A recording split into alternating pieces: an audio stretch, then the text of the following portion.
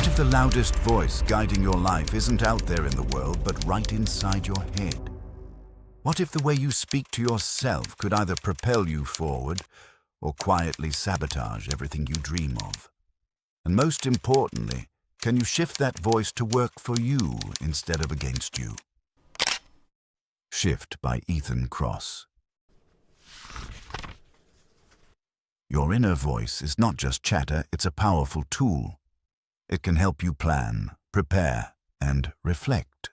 But when it spirals into rumination, self-doubt, or criticism, it can feel like an enemy living in your mind. Shift explores how to transform this voice into a source of strength, clarity, and resilience. Let's break this down into digestible insights.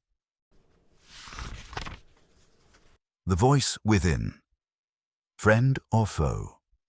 We all have an internal narrator. Sometimes it helps, reminding us of things, rehearsing conversations, or nudging us toward better decisions. Other times it hurts, replaying mistakes, fueling anxiety, or amplifying fear. Think about your own inner voice. When was the last time it motivated you, and when did it hold you back? The downside of chatter. Chatter is the term for when the inner voice goes rogue. Instead of guiding, it loops endlessly, magnifying worries and regrets. Effects of chatter. Emotional drain, constant anxiety or sadness. Performance dips, distracted thinking, poor focus. Relationship strain, unloading negativity onto others. Health issues, stress responses that affect the body. The takeaway. Chatter narrows your perspective until problems feel bigger than they really are. The science of distance. One of the most powerful tools is psychological distancing. By stepping back from the intensity of the voice, you can see things more clearly. Techniques include self-talk in third person. Instead of "I can't do this," say "You can handle this." Time travel thinking. Ask, will this matter in 5 years? Visual perspective shifts. Imagine advising a friend in your situation. Have you ever solved someone else's problem more easily than your own? That's the power of distance. Rituals, tools, and environments. The book emphasizes how external structures can shift internal chatter. Rituals. Small routines, like journaling, meditation, or even cleaning your desk, create order in the mind. Objects, photos, tokens, or keepsakes can remind you of resilience and bigger perspectives. Nature. Walking in green spaces restores cognitive capacity and calms mental noise. Technology balance. Social media can amplify chatter. Curating what you consume matters. What you see around you whispers into the voice inside you. The role of relationships. People can either amplify your chatter or help soothe it. Co-rumination, venting endlessly with friends, often worsens negative loops.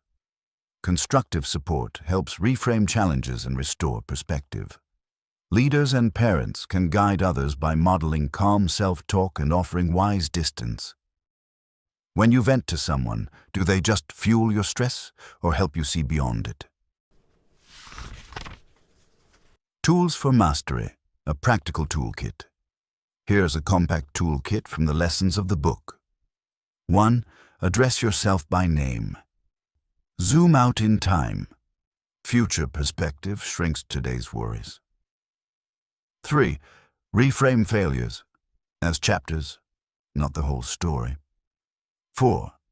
Use rituals. Anchor your mind with predictable actions. 5. Regulate inputs. Filter social media, news, and conversations. 6. Seek wise counsel, but avoid endless venting cycles. 7. Engage the environment. Nature, order, and symbols matter. These aren't just abstract ideas.